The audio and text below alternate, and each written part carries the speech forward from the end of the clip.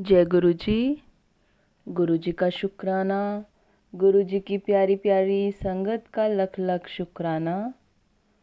संगत जी, कल हमने महाशिव पुराण कथा रुद्र संहिता तृतीय खंड अध्याय 49, 50 व अध्याय 51 श्रवण किया था।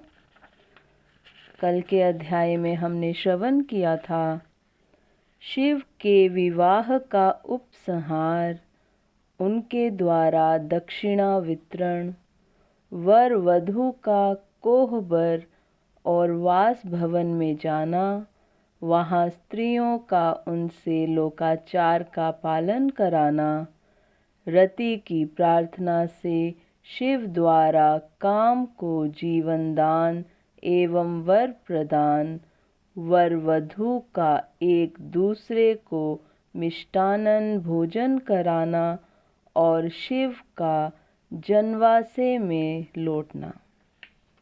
संगत जी, आज हम अगला अध्याय 52 श्रवण करेंगे। जय गुरु जी।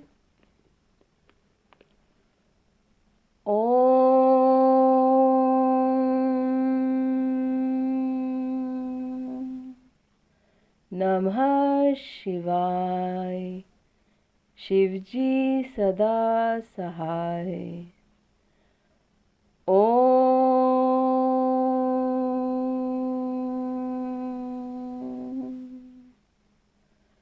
नमः शिवाय।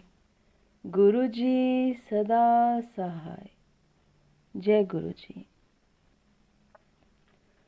महाशिव पुराण कथा रुद्र संहिता तृतीय खंड अध्याय 52।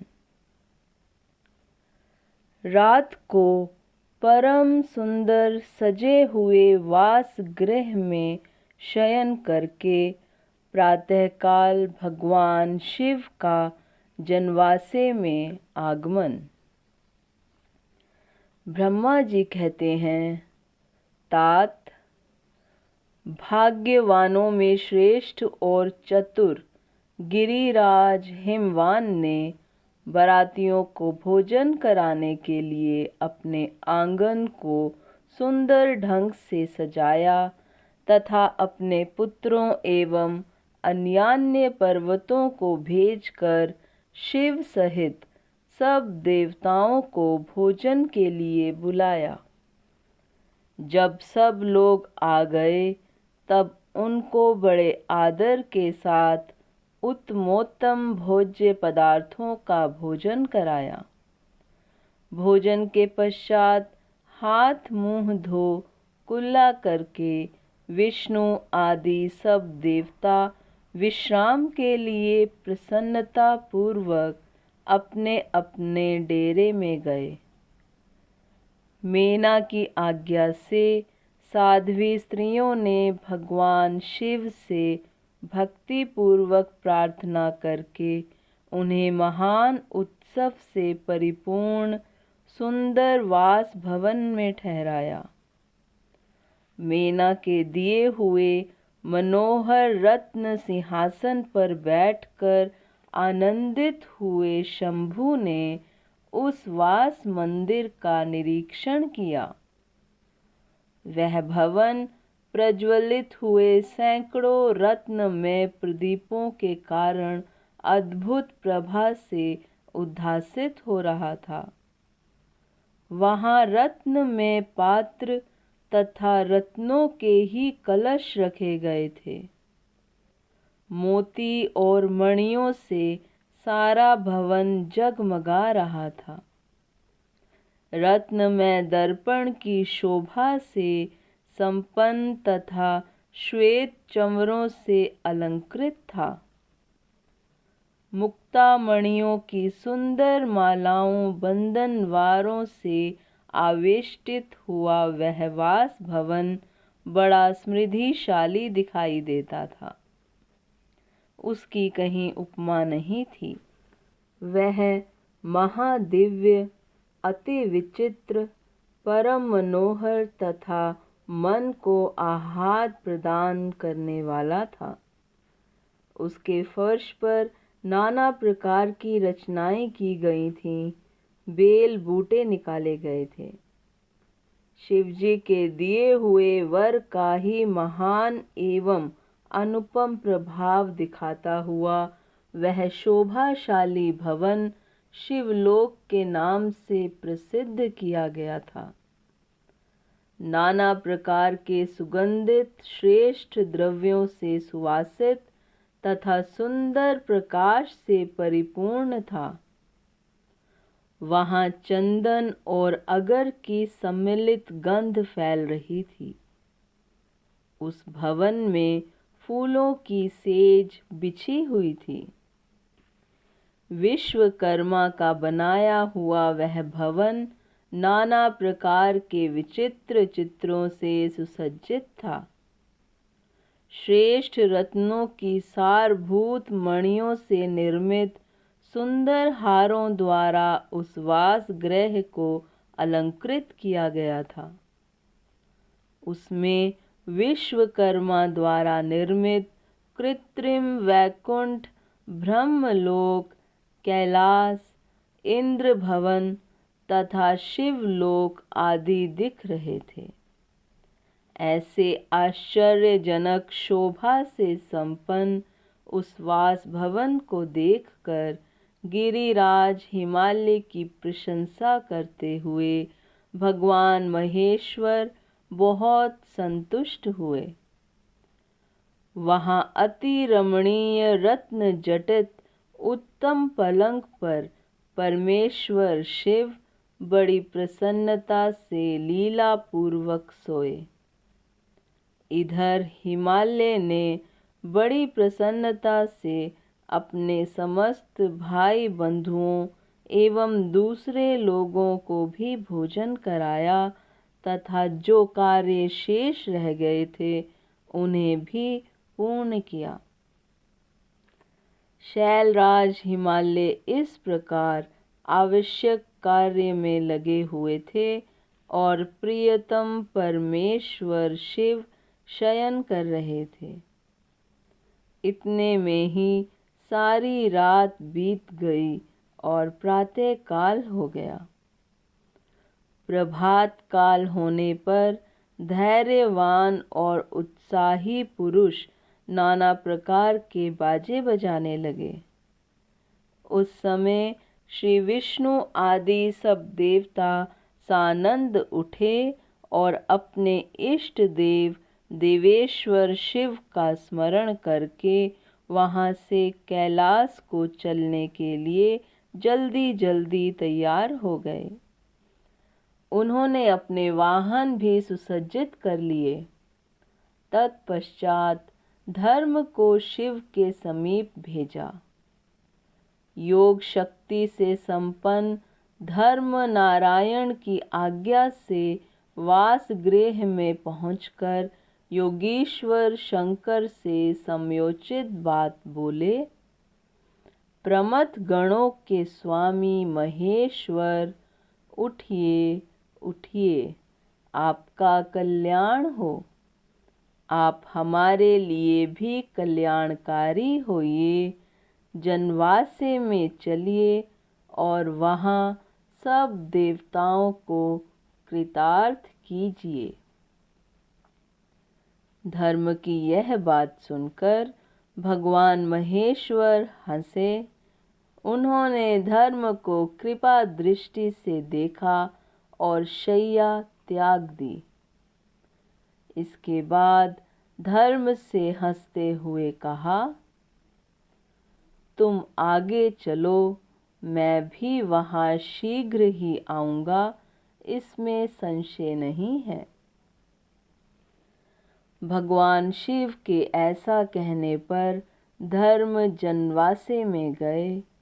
तत्पश्चात शंभु भी स्वयं वहाँ जाने को उद्यत हुए। यह जानकर महान उत्सव मनाती हुई स्त्रियां वहाँ आईं और भगवान शंभु के युगल चरणार विंदों का दर्शन करती हुई मंगल गान करने लगीं। तदनंतर लोकाचार का पालन करते हुए शंभु प्रातःकालिक कृत्य करके मेना और हिमालय की आज्ञा ले जनवासे को गए। मुने, उस समय बड़ा भारी उत्सव हुआ। वेद मंत्रों की ध्वनि होने लगी और लोग चारों प्रकार के बाजे बजाने लगे। अपने स्थान पर आकर शंभु ने लोकाचारवश मुनियों को, विष्णु को और मुझ को प्रणाम किया। फिर देवता आदि ने उनकी वंदना की। उस समय जय जयकार, नमस्कार तथा वेद मंत्रोच्चारण की मंगलदायिनी ध्वनि होने लगी। इससे सब और कोलाहल छा गया। इति श्री महाशिव पुराण कथा अध्याय 52 समाप्त।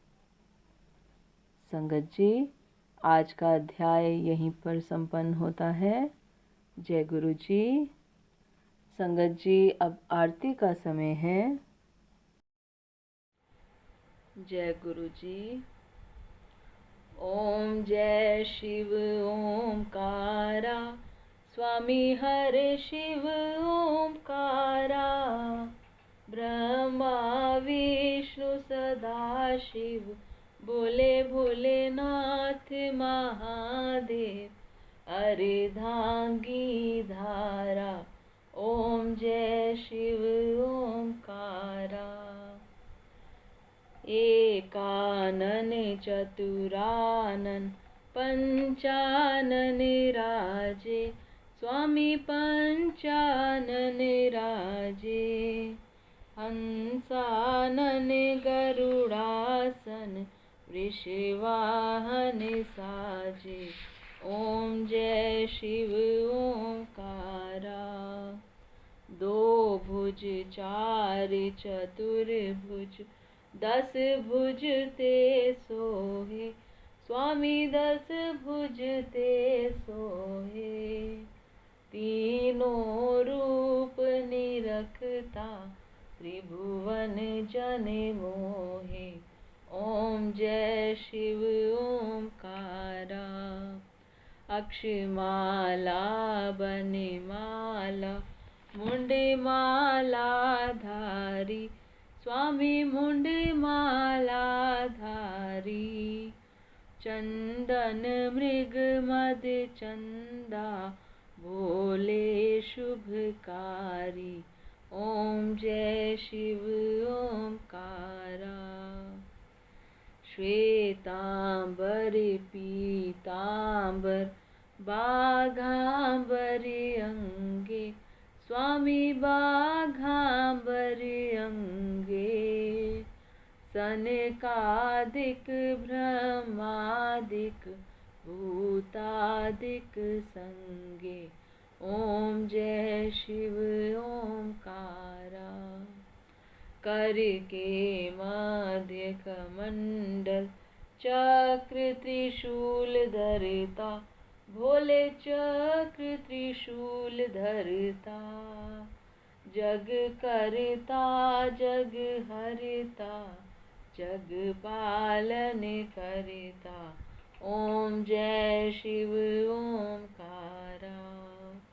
त्रिगुण शिव जी की आरती, जो कोई नर गावे, स्वामी प्रेम सहित गावे, कहत शिवानंद स्वामी, कहत हरि हरि स्वामी, मनवांछित फल पावे, ओम जय शिव ओंकारा। ओम जय शिव ओंकारा, स्वामी हरे शिव ओंकारा, भोले पार्वती का प्यारा, ब्रह्मा विष्णु सदा शिव, भोले भोलेनाथ महादेव, अर्धांगी धारा। ओम जय शिव ओमकारा। बोलो शंकर भगवान की जय, भोलेनाथ भंडारी की जय, पार्वती माता की जय। बोलो सद्गुरु महाराज की जय।